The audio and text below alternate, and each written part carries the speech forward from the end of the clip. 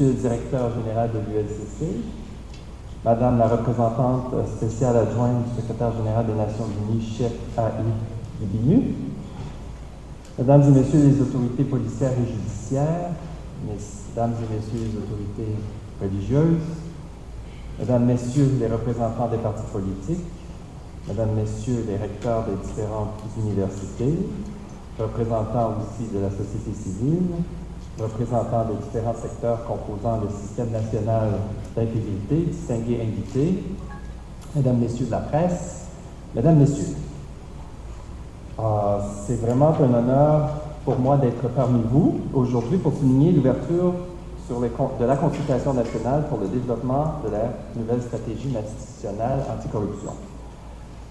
Dans un contexte de sécurité, de crise sécuritaire persistante et de fragilité institutionnelle, certains demanderont, mais pourquoi porter attention à la corruption alors que nous devons nous battre avant tout contre l'insécurité? Pourquoi? Eh bien, parce que la corruption et les crimes financiers représentent une menace directe à la stabilité politique, au développement économique et à la paix sociale, tous des facteurs qui alimentent directement l'insécurité.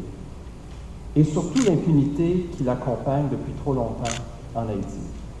Soyons francs, la corruption, l'impunité est la source, l'insécurité est la conséquence de cette impunité, de cette corruption. L'urgence est claire, donc il faut s'attaquer à la source du problème.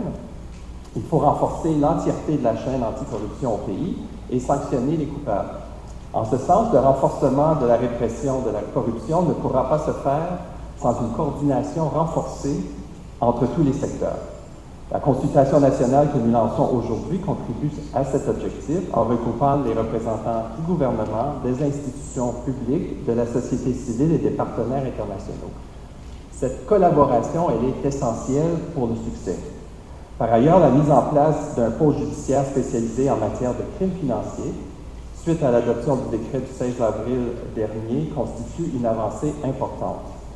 Ce pôle devra être opérationnalisé selon les meilleures normes internationales. Il devra être véritablement indépendant et avoir les pouvoirs nécessaires pour accomplir son mandat.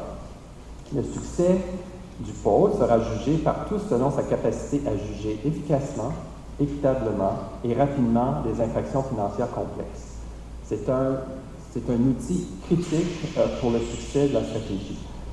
Le Canada et tous les pays du G7 ont entendu l'appel des autorités haïtiennes en faveur d'un renforcement de la lutte contre la corruption. Soyez assurés que nous sommes là pour appuyer ces démarches. Cela se traduit par la formation des magistrats, le développement d'outils d'enquête financière, le renforcement des institutions nationales. Nous remercions d'ailleurs tous nos partenaires de la mise en œuvre, dont l'UNODC, le PNUD, le Haut Commissariat des droits de l'homme et Avocats sans frontières Canada. La lutte contre la corruption et l'impunité n'est pas un impératif moral, c'est une condition essentielle à la reconstruction d'Haïti. Il revient à tous, incluant les responsables politiques, les acteurs judiciaires, les membres de la société civile et les partenaires internationaux, tous, chacun d'entre vous ici présent et au-delà, de faire preuve de courage, de rigueur et de constance dans le combat contre la corruption et l'impunité. Je vous remercie beaucoup. Je vous souhaite de belles consultations. Merci en plus.